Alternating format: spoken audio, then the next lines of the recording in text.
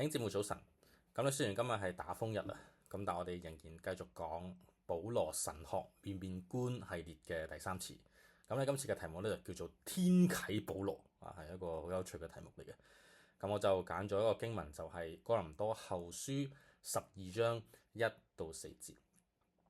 嗱，咁如果大家有印象咧，其實我哋之前嗰兩次咧都係圍繞住咧一個叫做保羅新觀嘅概念咧去講嘅。咁咧就即係雖然係叫保羅新觀啦，但係如果大家有印象嘅話咧，其實咧如果你睇翻個年份咧，保羅新觀一啲都唔新啊。例如即係我哋講過嘅保羅新觀嘅始祖啦嚇，E.P. Sanders 最重要嘅一個著作係1977年出版。咁咧而保羅新觀呢個詞咧開始出現喺西方學術界咧係1982年。咁你諗下，其實到而家咧已經係超過咧足足40年嘅時間。咁你可以幻想下，其實喺即係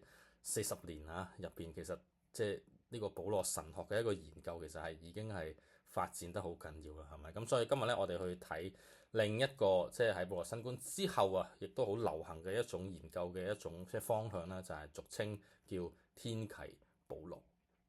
嗱，咁係咩嚟嘅咧嚇？咁喺講呢個之前咧，或者我先將我哋今日嘅經文咧就讀俾大家聽，就係哥林多後書12章1到4節。咁保羅嗰度咁講：誇口固然無益，卻也是必要的。現在我要説説主的異象和啟示。我認識一個在基督裏的人，他14年前被提到第3層天上去，是帶着身體被提的呢？我不知道。是離開了身體呢？我也不知道。只有神知道。我認識這個人，是帶着身體被提，還是在身體以外被提，我都不知道。只有神知道。他被提到樂園裏去，聽見了難以言語的話，那是人不可說的。即係一段都幾特別嘅經文嚟嘅，係保羅講到自己嘅一啲好神秘嘅一個經歷。咁咧未去解釋呢段經文之前咧，係咪咁即係要講一啲少少學術啲嘅背景咧，係咪？因為畢竟我哋嚟到一個即係又係一個即係叫做新嘅一個即係 concept 啊，即係天啟保羅。咁咧有啲乜嘢要去了解咧？係咪嗱？咁咧其實我哋講咗咁耐咧其實咧喺而家成個保羅研究入邊咧，其實可以分兩大嘅一個方向第一個咧就係我哋俗稱叫做盟約式 （covenantal） 即係盟約呢個字，或者我哋可以叫做 forensic。forensic 其實係解即係類似法律式嘅呢個意思，同法律有關。咁其實我哋之前一路講嘅咩保羅新觀或者我哋一路講嘅即係呢個馬丁路德傳統嘅一個因信稱義嘅觀念咧，其實全部都係圍繞住咧第一種嘅呢個研究嘅方向，係嘛？因為全部講嘅都係關於上帝同埋佢嘅子民立約，係嘛？即係如果背約，咪就係犯罪咯，係嘛？咁咧點樣去翻去呢個盟約入邊咧？就係耶穌基督啦，係咪？即係洗淨人嘅罪又或者保羅新觀嚟講，就係打破外邦人同埋猶太人之間嘅一啲隔閡民族嘅差異之類。但係呢啲所有嘅嘢其實都係圍繞住係咪？即係一個盟約去開始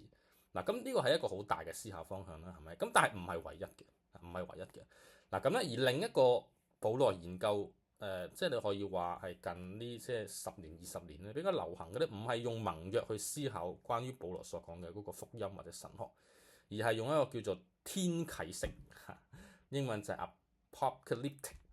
或者其實都可以叫做 cosmological 即係宇宙性嘅一啲嘅嘢嚟嘅，係咪？即係好唔同嘅，係咪？即係用呢個角度去思考，即係福音去思考上帝，再唔係淨係關於立約嘅問題，係關於天啟嘅問題，關於一個世界，關於宇宙性嘅呢啲嘅問題。咁所以咧其實我哋今次咧開始講嘅咧係即係你可以話，即係同傳統咧特別係華人教會以嚟咧去理解保羅咧係好唔同，因為華人教會一直以嚟其實都係受限於盟約式嘅，確實係即使有保羅新觀嘅引入，我哋講過係咪？即係盧龍光牧師去引入大概即係21世紀開始嘅時候。咁但係始終都係停留喺盟約式但係天啟保羅咧就係完全係另一個範式咧去思考有關於保羅嘅神學嗱，咁不過又係咪完全係冇喺環教出現過咧？係咪？咁又唔係嘅，我發現咧就喺即係早2年咧，其實咧就係第一個將天啟保羅引入喺環教嘅咧，就係呢位叫做張凱燕博士。咁佢係一個台灣人嚟嘅。咁不過佢係即係曾經喺香港浸信神學院嗰度即係做過一段好短時間嘅教授啦，係咪？咁但係而家翻去台灣神學院嗰度，係咪？咁佢係第一個人咧，將天啟保羅即係呢一個學説咧係帶入嚟環教嘅。咁你見到個圖上面咧就寫住即係佢呢本書就係2023年出版嘅，叫《天啟保羅》保羅神學與重構世界的天啟新秩序。咁其實又唔係冇嘅，係咪？咁但係其實你見好新啦，係嘛？即係呢2年咧先踏入嚟嘅，係咪？咁咧其實我都未見，其實即係有好多個討論開始嘅。咁但係即係慢慢啦，係咪？慢慢啲人開始認識呢個 concept。但係 anyway 今日我哋就要直接去講呢個天啟保羅。咁其實乜嘢叫天啟咧？我哋先要搞清楚一啲詞語先嚇，好似好勁咁呢個 term。何謂天啟？點解要用呢個字咧？係咩嚟嘅咧？呢個字其實係來自聖經嘅。或者係來自你可以話當時嘅一個猶太文化入邊咧，呢個係一個好重要嘅字嚟嘅。咁佢希臘文就係 apocalypsis 咁英文翻譯就係可以叫做 to reveal 或者 disclose。其實好簡單啫嘛，即係正如中文所言，就係一個啟示一個從天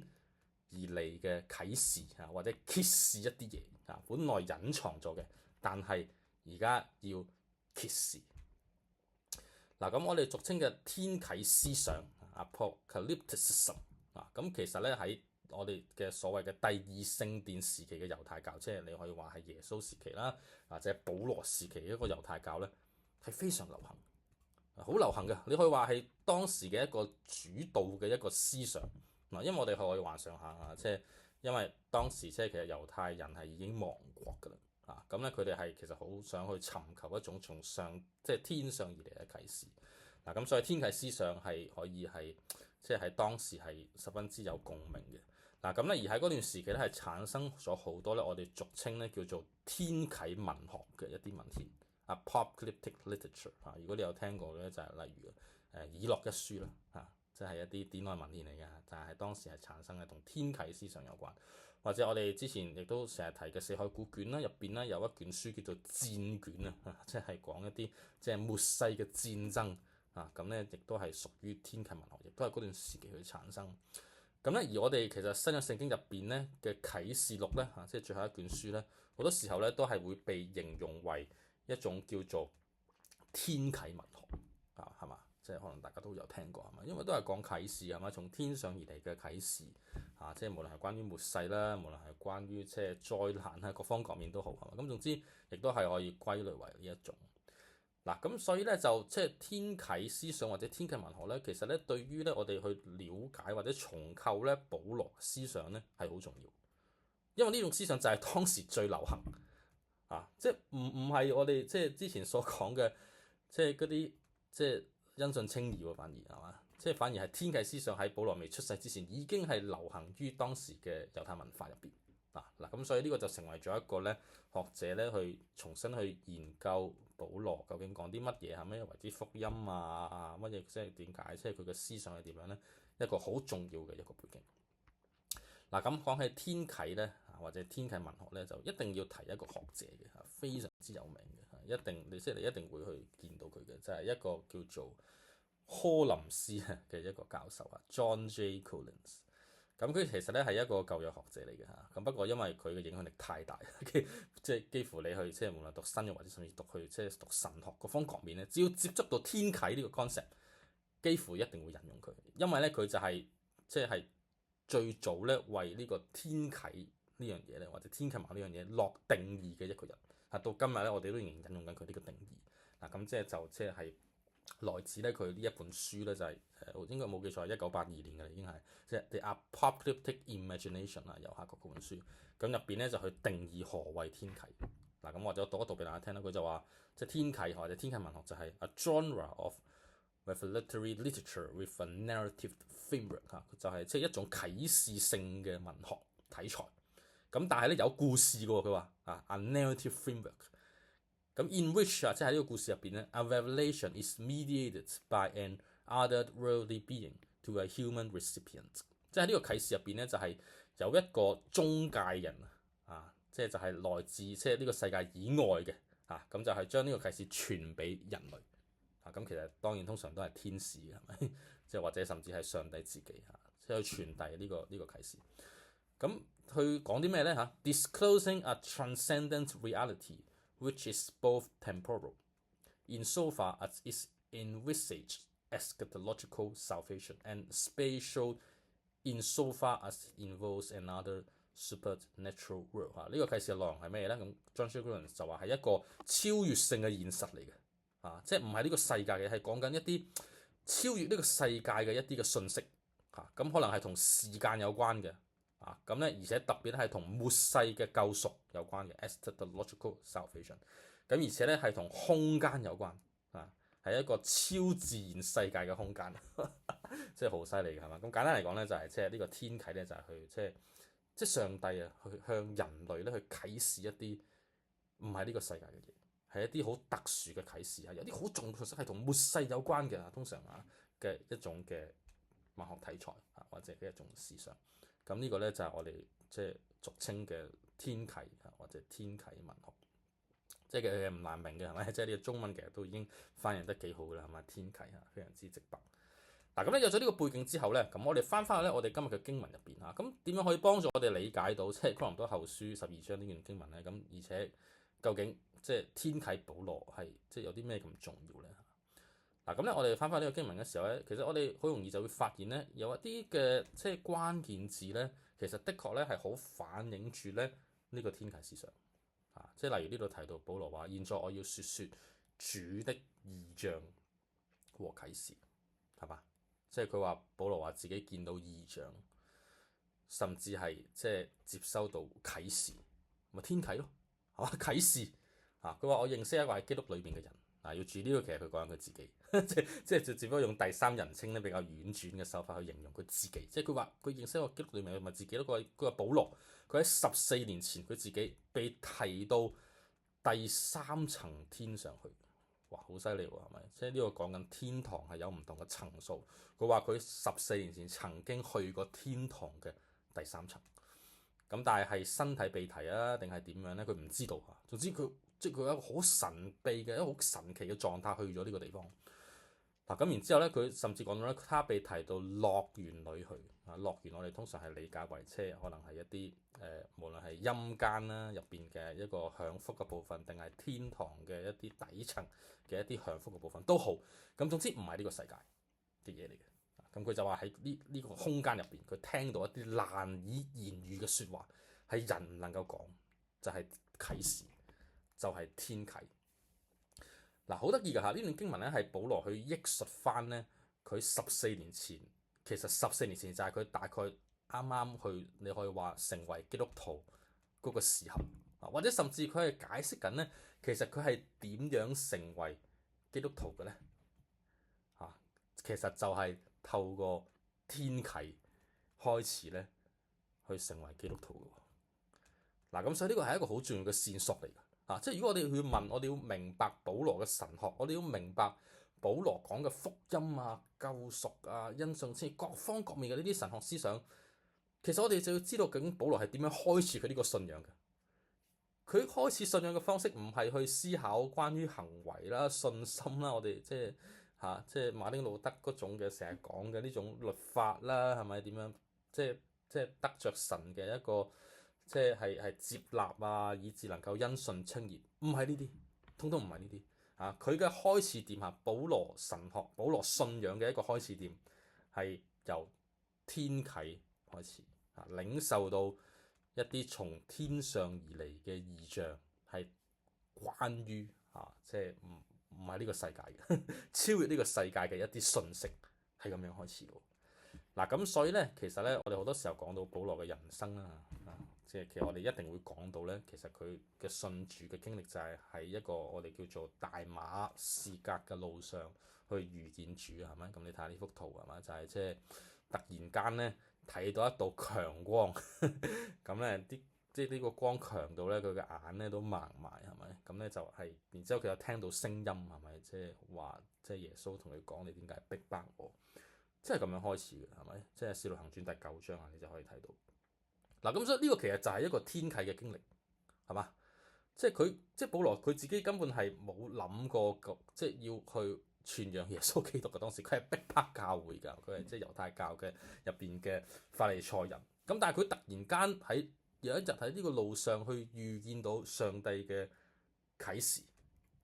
係嘛？咁然之後咧就改變咗佢成個嘅人生，係嘛？然之後佢先開始寫，即係我哋今日聖經入邊唔同嘅保羅書信，係咪由加拉太書開始啦？我哋上次講過，係咪最早嘅一個書信？然之後寫到佢最後好多唔同嘅書信，先提到好多入邊好重要嘅一啲神學思想啊，因信稱義又好啦，信心啦、行為啦、罪啊各方各面。但係呢一切種種嘅開始點啊，我哋一定要注意係從一個天啟呢個本身嘅呢個事件開始。嗱，咁所以咧要明白保羅神學咧，就係要明白咧究竟保羅呢個天啟嘅事件究竟係乜嘢嚟？佢包含啲咩嘅內容，或者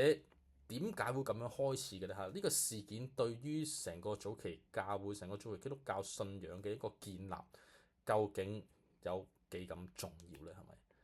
嗱，咁呢個係一個完全唔同嘅思考方向嚟㗎嘛，大家可以即係已經 feel 到係咪？同我哋即係以往去成日去思考提到保羅就係信心嘅行為咯，係咪得救咯？唔係咁樣，我哋要先去問一啲比較抽象少少，但係又係好重要嘅問題，就係保羅去領受呢個天啟信息呢個 moment 啊，佢究竟係關於啲乜嘢？點解會去領受呢個天啟嘅一個信息？嗱，咁當然我哋今次咧只係第一次去接觸呢個天啟保羅嘅思想啦，係咪？咁我諗咧就今日咧就唔會先去花太多時間去探討究竟保羅呢個天啟嘅呢個信息入邊重心嘅內容係點乜嘢，我哋會下次先講。嗱，咁但係咧我哋今次咧就先即係去找住一個 point，就係咧天啟咧其實係保羅神學嘅一個開始點嚟啊。甚至如果我哋話其實保羅神學其實就係初期教會基督教信仰嘅開始，我哋甚至可以話其實福音嘅開始其實就係從天啟開始。所以我哋要強調咧啟示，我哋要強調咧從天上而嚟咧上帝俾人類咧嘅啟示。呢個啟示其實係關於咧即係唔係淨係呢個世界上嘅嘢嚟，係關於一啲更加超自然、更加我哋可能意想不到嘅一個事情。嗱，所以咧，我今日咧即係先開個頭啦，係咪？咁咧就好想藉住咧，即係呢個天啟思想啊，天啟保羅，去從大家去思考咧。我覺得咧，今日咧其實我哋環教咧係要重拾翻呢一個咧，我稱之為咧天啟式嘅基督教信仰嗱，即係唔係建立一個邪教啊？即係但係咧，我覺得即係要重新強調翻咧天啟呢個 concept。嗱，咁點樣強調咧？我覺得第一樣嘢咧，如果我哋話天啟係保羅神學嘅開始點，或者福音嘅開始點。咁其實第一樣嘢我哋要思考就係咧，其實基督教信仰咧係應該係要係本質上邊咧係一個超越唯物嘅信仰，唯物啊，即係只有物質嘅嘢啊，唯物論啊，即係 material 啊。咁咧，我覺得呢個咧喺現今嘅世代咧其實好重要，因為我哋今日生活喺呢個世界上，其實即係都係講求物質嘅，或者好強調物質啊！我哋嘅偉大嘅祖國，即係一個唯物論嘅一個國家嚟嘅，係咪？嗱咁，但係咧，基督教其實唔係一個唯物嘅信仰啊，因為如果一旦去強調天啟咧，就唔係淨係講緊呢個世界嘅物質嘅嘢啊，係講緊一種咧係即係要超越呢個世界啊！我哋嘅視覺，我哋所領受嘅一啲嘅信息，我哋追求嘅一啲方向。係應該要能夠超越呢個唯物論嘅呢個世界。嗱咁，但係好可惜嘅，其實啊，即係今日環教會，我覺得咧，其實係即係好諷刺嘅，都係我覺得係一個幾唯物式嘅一個信仰一個教會嚟嘅，唔係天啟式，係唯物式啊。點解啊？即係例如舉個例子嚇，即係好多人成日講噶成功神學已經好多年㗎啦，但係今日咧仍然係即係大行其道嘅嚇。最近我先見有人出咗一本書，就係又係專係探討成功神學。但係其實即係已經20-30年已經探討過呢樣嘢好多嘅，但係到今日仍然係即係好流行於環教會啊！咩係成功神學啊？就係成個信仰就係關於我哋人生喺地上嘅成功咯，係嘛？即係我記得我自己即係咧即係細細個成長喺教會嘅時候咧，咁咧就好多時候咧，即係啲人分享嗰個見證啊，即係點樣去成為基督徒咧，好多時候咧都係咧因為即係佢有困難，然之後咧祈禱希望上帝幫佢即係無論可能佢有疾病啦，又或者可能佢有人生嘅一啲問題啦，我唔知啊，揾唔到工啊諸處啦，或者結唔到婚啊咁樣，咁但係最後咧即係透過祈禱得着咗呢啲啦，然之後佢就成為咗基督徒。嗱咁咧呢啲作為開始點，我唔完全否認嘅係咪？咁但係咧呢一種嘅信仰咧，好多時候咧就係好似係永遠就係成為咗一個基督徒嘅人生即係佢成個信仰就淨係追求呢啲就係成功神學點樣即係透過呢個信仰喺地上越嚟越得着更多物質上面嘅嘢，其實係好唯物式嘅。係嘛？即係信仰只不過係一個手段，令到佢最終能夠得着佢地上想要得着嘅嘢就係成功即係人眼中嘅成功。咁又或者講下即係唔好講呢啲成功神學啦，又講下即係靈恩派啦。我最近即係去思考好多關於呢方面嘅嘢咁咧靈恩派即係可能大家都有聽過啦，係咪？咁就當然靈恩派係一個好闊嘅光譜嚟㗎。咁但係有啲比較極端嗰啲咧，就係咧會舉辦好多嗰啲咧，我哋所謂嘅叫做醫治大會唔知大家有冇參加過係咪？就係咧即係會舉行一個好大嘅聚會然之後咧就去帶一啲咧有疾病嘅人咧嚟去得到醫治。咁咧表面上咧好似追求一啲好超自然嘅嘢，咁但係我自己覺得咧，其實本質上咧其實都係好唯物論嘅，因為其實佢最後想得着嘅都係地上物質嘅一啲嘅即係成功或者係得着佢地上想要得着。簡單嚟講就係基督信仰就係關於佢點樣喺地上嘅生活過得更好、更好、更好、更好，就係咁樣嘅啫。咁呢個我就俗稱為一個叫唯物式嘅一個信仰。但我諗咧，即係如果係即係天啟保羅，我哋係即係用咁嘅方向去理解福音嘅時候咧，信仰肯定唔係唯物式，或者咁講啦，係咪？成個信仰其實唔係從一個人嘅意願開始嘅。我哋唔係講緊我哋人想要啲乜嘢，然之後我哋嚟到神面前去祈求得着，然之後不斷喺呢個循環入邊即係去滾咁，而係咧神嘅意願開始，其實就係啟示天啟簡單嚟講就係即係福音嘅起點咧。我哋唔係要問咧，即係我哋能唔能夠得着呢啲？我哋能唔能夠得救即係能唔能夠上天堂能唔能夠即係會唔會落地獄？唔係呢啲天啟式嘅基督教信仰嘅開始點就係去問咧，上帝有咩啟示上帝喺呢個世界佢有咩心意咧或者咧甚至咧係上帝嘅心意係點樣超越呢個世界所諗緊嘅嘢咁。我記得我年青嘅時候咧，好中意咧睇咧即係一個系列嘅，你可話叫基督教嘅科幻小説咁。我應該唔係第一次講呢個噶啦，我成日都講嘅。咁咧就係呢個咧叫做《末日迷蹤》嘅呢個系列嘅小説啦。你睇下呢個圖畫就係有幾多本即係起碼有10幾本咁咧就即係英文叫 Left Behind 咁佢咧呢個小説咧就係咧用咧聖經啟示錄嘅一啲嘅記載咧嚟去即係創作咗一個末世嘅小説，好得意㗎即係講到好多災難點樣即係被提走佬係咪？所以年青嘅時候好中意睇睇到咧夜晚咧甚至係驚到瞓唔着，因為入邊講嘢我覺得哇好恐怖，但係咧又好似咧好迫切因為作為基督徒即係當時亦都係即係好似好相信咧末世係好近咁樣而且特別咧係一種咧叫做咧對啟示錄嘅一種時代論式嘅解讀咧，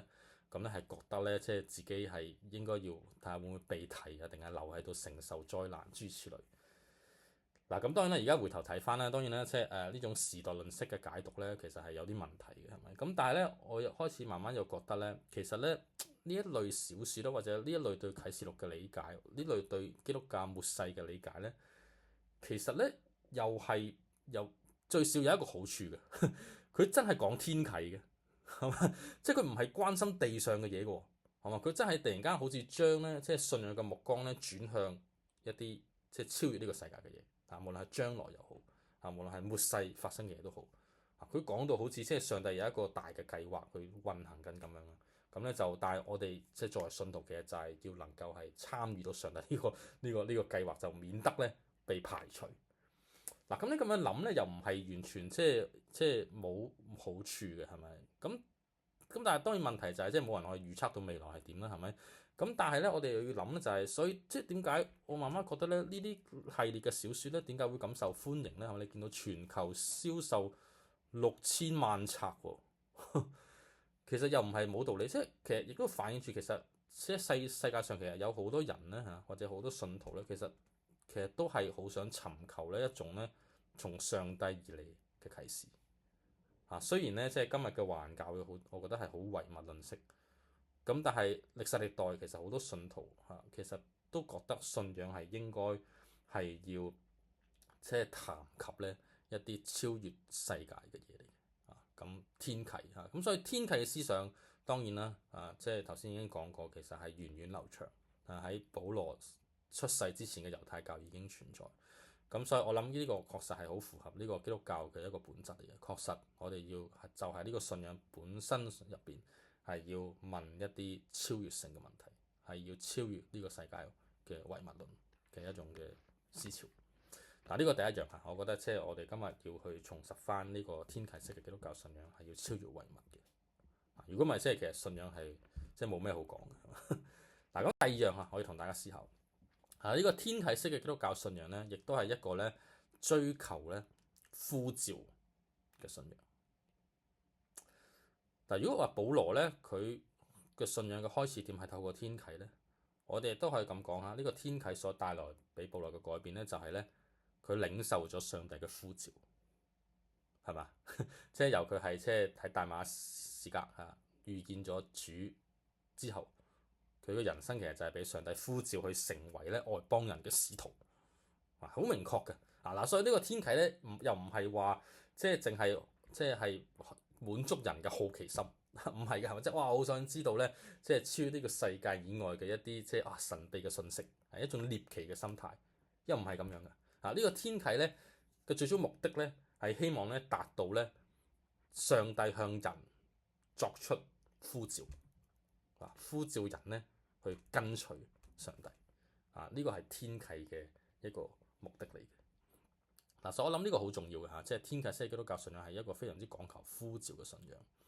咁當然啦，講到呼召咧，有時即係有好多人可能會覺得哇，呢個好似係一個好偉大嘅嘢嚟㗎，係咪？即係可能係即係例如傳道人即係先係被上帝呼召嘅牧師先係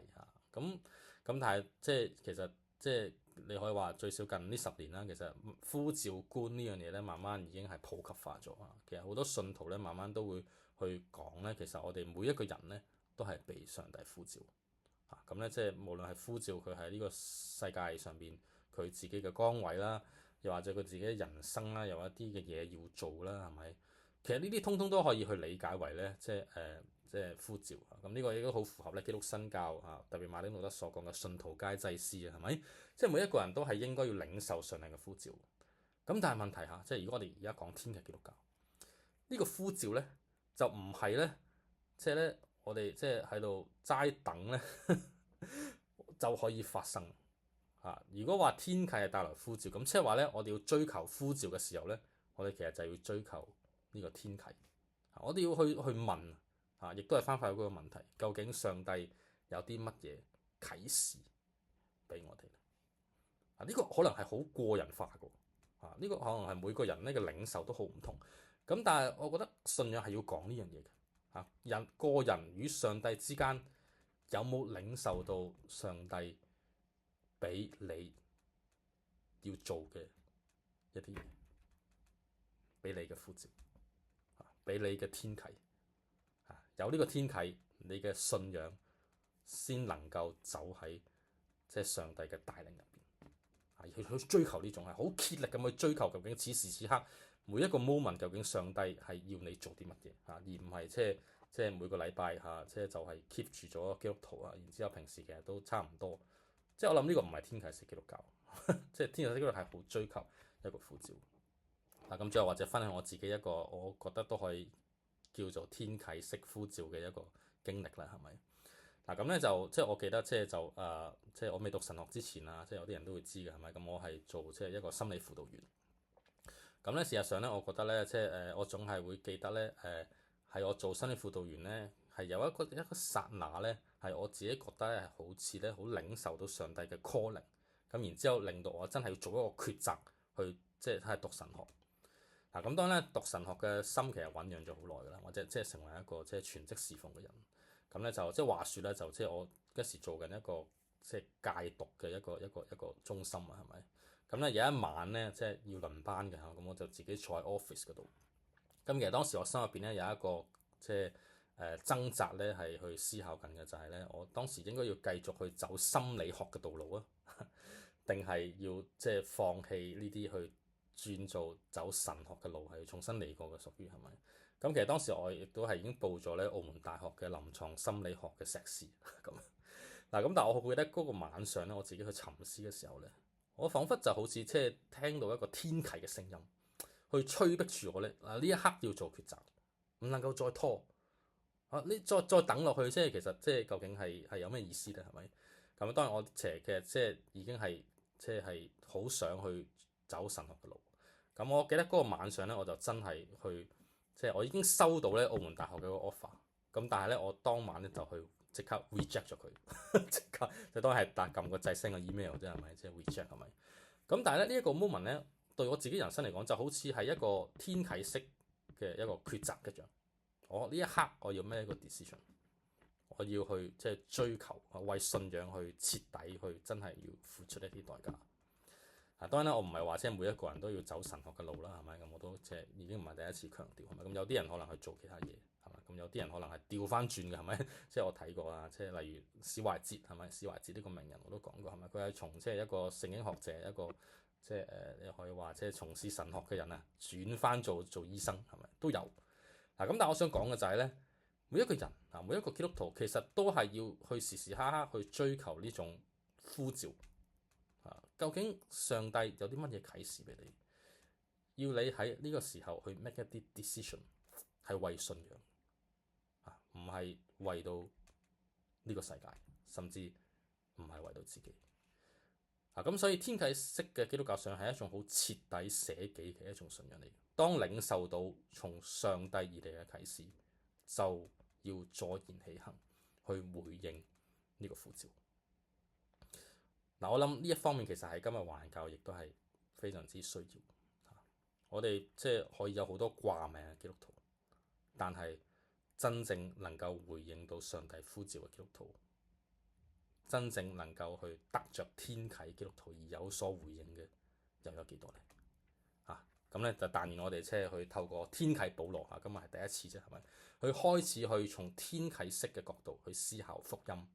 思考基督教究竟對我哋現今嘅世代有啲咩意義？好，咁我哋下次繼續。